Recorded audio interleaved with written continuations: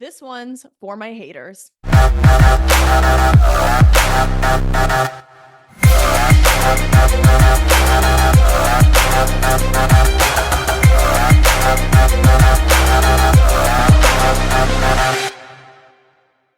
Hello, everyone. Welcome back to another episode of Queen Talks. I am about a week away from my wedding, which is so exciting. I remember a year ago in January when I spoke at the United Coaches Convention. I was like, oh my gosh, my wedding's in a year. It feels so far away.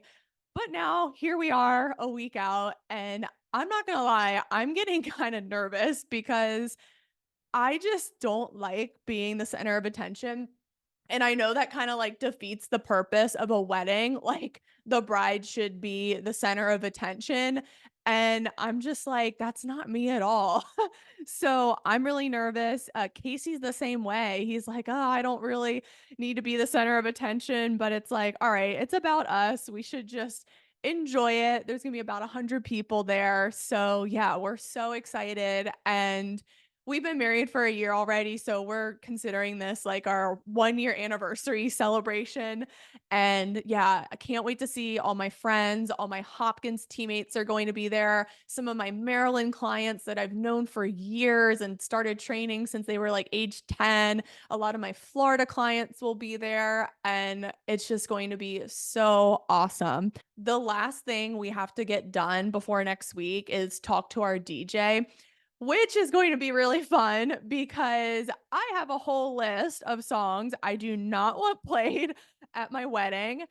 Maroon 5 is on there, Beyonce Single Ladies, Ed Sheeran, Harry Styles.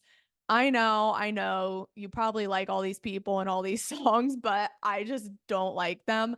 I am a millennial at heart. I grew up listening to Hanson, Spice Girls, Ace of Base, who really started like girl bands. Ace of Base is awesome. And Sync, and then some 90s rock thrown in there, like Blink 182. Good Charlotte, we're definitely putting on our list. Simple Plan, The Offspring.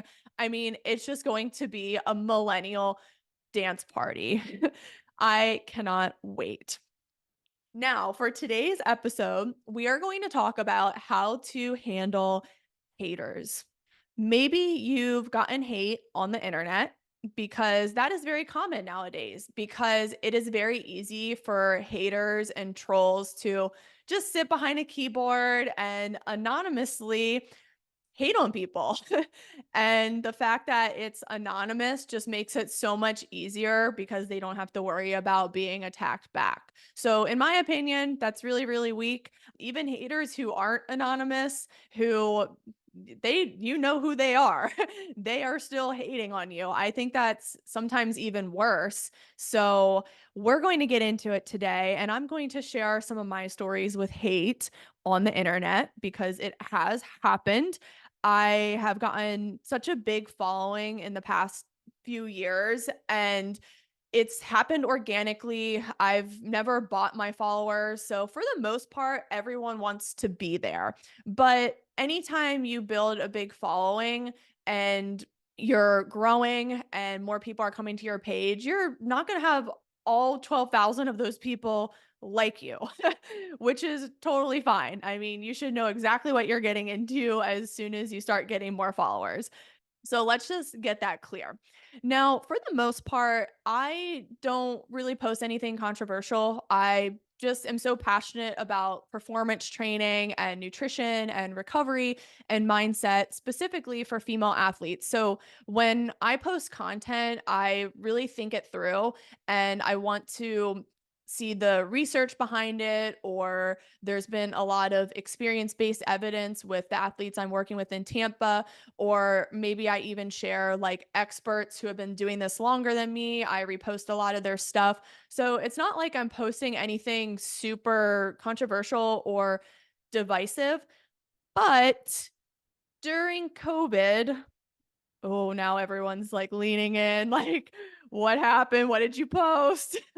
Honestly, it was not that controversial. So let me break it down for you guys. So during COVID, I started to really get more into taking care of my health because I just recognized, look, like COVID, flu, bronchitis, pneumonia, it's all going to be a part of life. Sickness and disease, it's just the human experience. It happens. And I'm autoimmune too. So I really wanted to front end my health and really take care of myself so that I had a fighting chance against COVID and just all the other sicknesses that have existed for the length of time. So I got really into listening to a lot of health podcasts, a lot of nutrition podcasts, and I just learned so much information that I started implementing in my own life.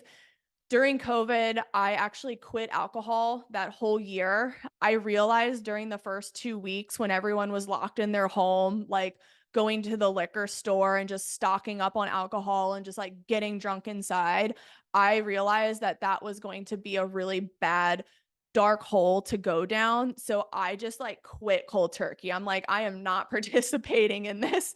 So I quit alcohol for that year and my health just got so much better. I mean, my sleep really improved. I had more creativity. I had more focus. I had more energy. I mean, I just got so many amazing benefits. So I made that change. I started looking at different supplements and not like overdoing it with the supplements, but really understanding, okay, what am I deficient in that I might not be getting in my nutrition? So I started looking into the research on vitamin D for improved immune system function, but also the other great benefits of vitamin D, like improved bone health, improved mood and mental health. So I really started looking at the vitamin D research and just really looking at all these ways to just build a robust immune system. Not that controversial. So here we go. I decided to write a blog sharing all this information. And I realized that a lot of young athletes just were deers in headlights during this time. I mean, they were so fearful of COVID and they were becoming sedentary, and mental health was suffering because they were staying inside and not getting sunlight and vitamin D or not seeing their friends and having social connections. So I just got really heartbroken during this time.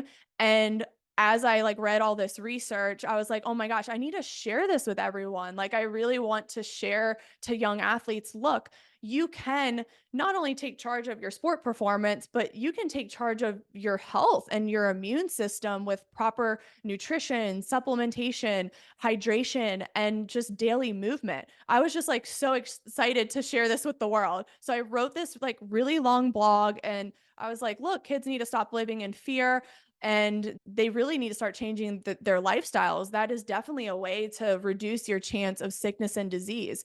In this blog, I wove into it how I personally didn't get the vaccine. And apparently that triggered a ton of people.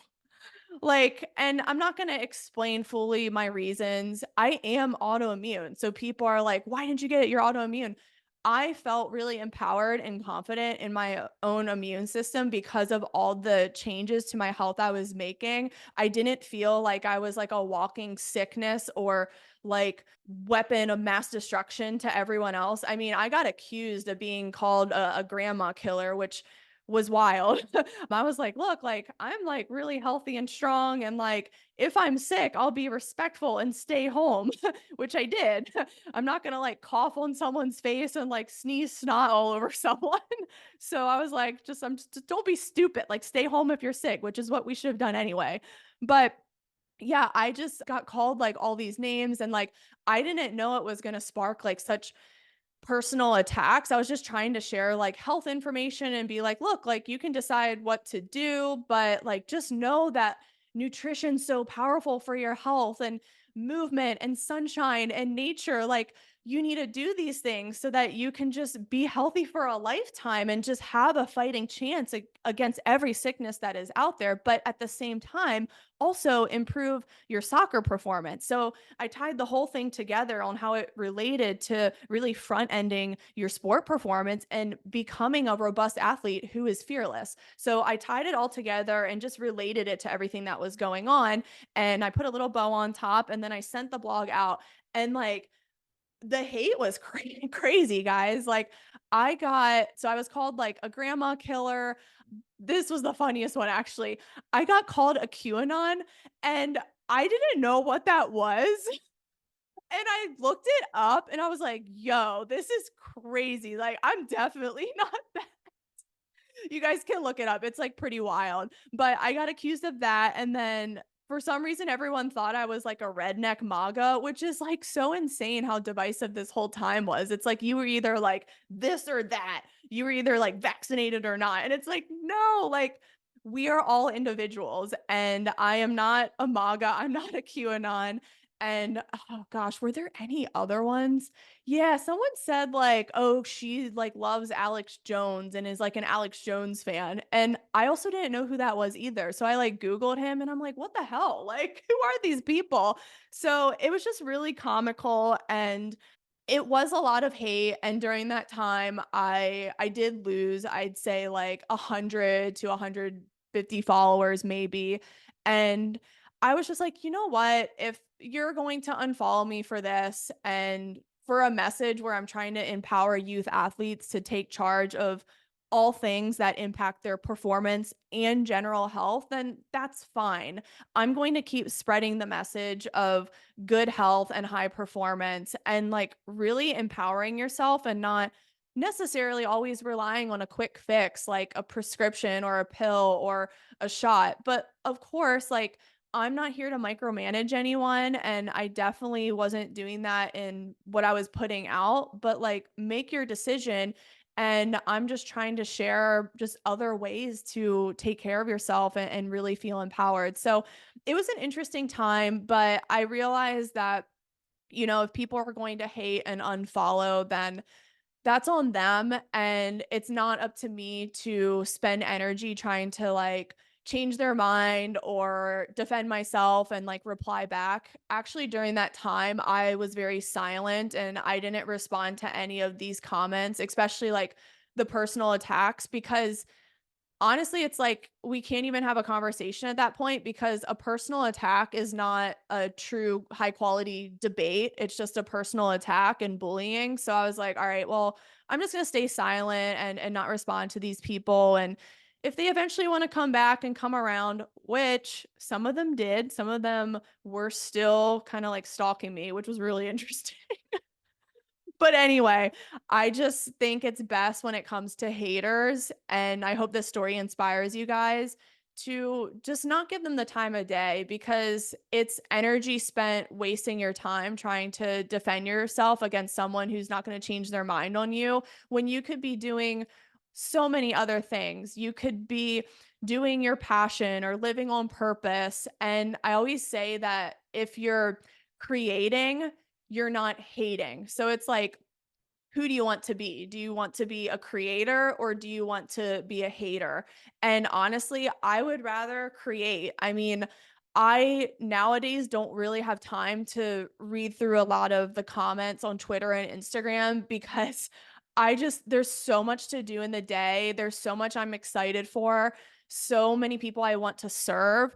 I'm just like, how can I help? Like, who can I do something for today? Or how can I just create something new that is going to really help people? Like my new book. I mean, this I spent probably several hours some days working on this and I just didn't have time to really give into the hate, and I don't think you guys should either. You should really focus on what you're excited about or focus on people who actually have your back, your best friends who actually know you, who actually spend time with you in person. Because the truth is, people on the internet have never met you in person, and I really think your online avatar is really deceiving because people have this maybe perception about you or make assumptions about you and that is really dangerous. So it's best to focus on who you are in person and who you are also behind closed doors and what your values are and are you living those out and are you being a shining example to other people. So that's my best advice. It is so important to focus on the people who got you. And you guys will find this funny. So, my maid of honor is actually very opposite end politically from me. Like, it's pretty extreme. And what's really interesting though is when we do have discussions, it's never a shouting match. It's more so, oh, that's interesting. Why do you think that? Like, tell me more. And when we have those conversations and we really sort things out, we actually realize that we have more things in common than we think. Just to kind of go off on a tangent, I really think the powers that be, like whoever this is, like really wants to divide humanity. I really think social media creates that divide even more. And we have to remember that in person conversations or just more cordial back and forths, you can still challenge someone, but it shouldn't be like personal attacks or just like a shouting match. Like that is possible. And those are the people that you want to talk to. You don't want to give any of the haters or trolls attention because they're not going to take the time to have conversations like these. So I hope this episode helped. And if you have a comment or maybe your own story about how you deal with haters, let me know in the comments. But honestly, sometimes silence is the best and just moving on with your life and just really thinking about how you can serve other people, how you can create other things or take up a new hobby or get better at your sport. What are some things you can do that can raise your performance even more? And if you want to get the book and learn more and just occupy your time with all aspects of performance, I mean, in here, I was so passionate about the nutrition piece because during COVID and also even during this past year when I was dealing with all like my mold illness and like really healing myself from my environment, I learned so much about nutrition. And I think it is so important for sport performance, but it's also so important for just general health and the rest of your life. And that's why I wrote this book. High performance is a lifetime pursuit. Female athletes, even when they retire, they're lifetime athletes. So if you want to spend your time learning something and being productive instead of focusing on the haters, books on Amazon. All right. Thank you guys so much. And I will see you on the next episode.